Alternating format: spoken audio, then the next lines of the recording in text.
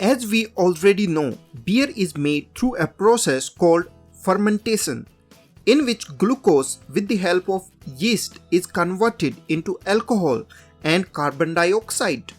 In case of beer, to get this glucose, we use grains, mostly barley, but some breweries also use wheat, maize, rice or oats. Now for more detail on how the beer is made, please check this video, or I will also give a link in the description below. This beer fermentation process takes place in a fermentation tank, and for this fermentation process to take place, we add special brewing yeast. Now these yeasts are of two types. One is top fermentation yeast. As the yeast ferments the liquid solution extracted from grains, it forms a thick layer of foam on the surface of beer, which is why it is called top fermentation process.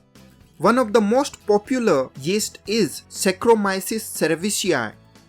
Top fermenting yeast work best at warmer temperature, typically around 15 to 24 degrees Celsius, and takes shorter time in fermentation process. Now, these kind of beers which are made through this process of top fermentation are called ale beer.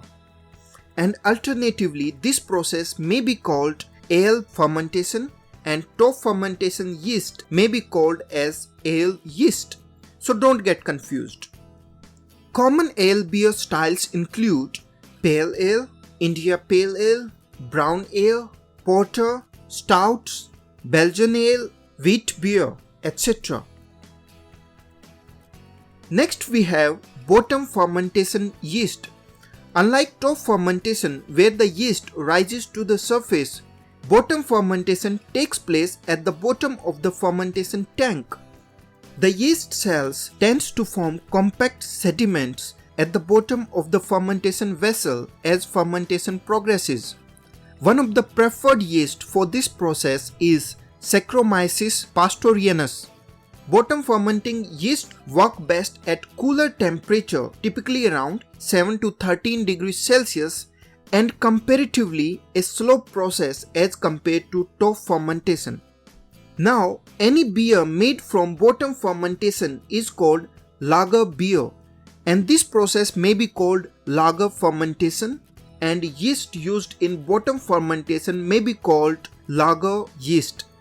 The common lager styles beers include amber or red lager, Pilsner, Helles, Bock, Märzen. Similar to Märzen, we have Oktoberfest and Dortmunder. If you want more detail and difference between different styles of beers under ale and lager beers, comment down below. Now talking about flavor and taste profile. Ale beers offer a broader range of flavors with fruity and sometimes spicy characteristics, while lager beers provide a clean, crisp and refreshing taste with a lighter malt profile. If you are a newbie who wants to start with beer, you can start with lager beers as they are often less bitter and milder hop presence.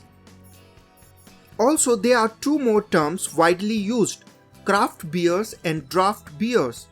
Craft beers, these are the types of beers which are produced by smaller and independent breweries using traditional brewing methods. As per US Brewer Association, craft brewer is a smaller producer making less than 6 million barrels of beer a year and is independently owned.